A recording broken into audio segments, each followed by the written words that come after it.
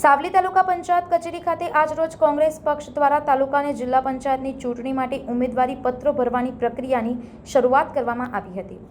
ગોધરા જિલ્લા પંચાયત બેઠક માટે કોંગ્રેસના ઉમેદવાર તેમજ ટુંડાવ તાલુકા પંચાયતના ઉમેદવાર સહિત ગોધરા જિલ્લા પંચાયત વિસ્તારમાં આવતી અન્ય 3 તાલુકા પંચાયત બેઠકોના ઉમેદવારોએ પોતાના ઉમેદવારી પત્રો નોંધાવ્યા હતા। આ પ્રસંગે મોટી સંખ્યામાં કોંગ્રેસના આગેવાનો અને કાર્યકરો ઉપસ્થિત રહ્યા હતા।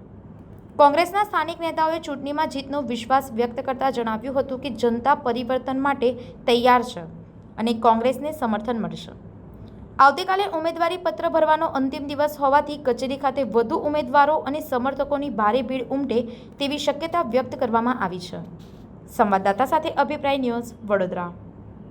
જિલ્લા પંચાયત તાલુકા પંચાયતની સામાન્ય ચૂંટણી 2026 અંતર્ગત આજરોજ ગોધરા 12 જિલ્લા પંચાયત, ગોધરા 1 તાલુકા પંચાયત, ગોધરા 2 તાલુકા પંચાયત, ટુંડાવ તાલુકા પંચાયત અને મંજુસર તાલુકા પંચાયતના તમામ ફોર્મ આજે ચૂંટણી અધિકારી સમક્ષ રજૂ કર્યા અને ફરી એકવાર સૌ કાર્યકરો જુસ્સાભેર કોંગ્રેસ ગોધરા જિલ્લા પંચાયત ફરી કબજે કરશે એવા સંકલ્પ સાથે આજે ફોર્મ ભરી અને ચૂંટણી ઢેરો અમે ચાલુ કરેલો છે। આપનું નામ? મહિયુદ્દીન સૈયદ, જિલ્લા કોંગ્રેસ સમિતિ મહામંત્રી। વધુ સમાચાર જોવા માટે અમારી YouTube ચેનલને સબસ્ક્રાઇબ કરો અને જોડાયેલા રહો ફેસબુક, ઇન્સ્ટાગ્રામ અને ટ્વિટર પર।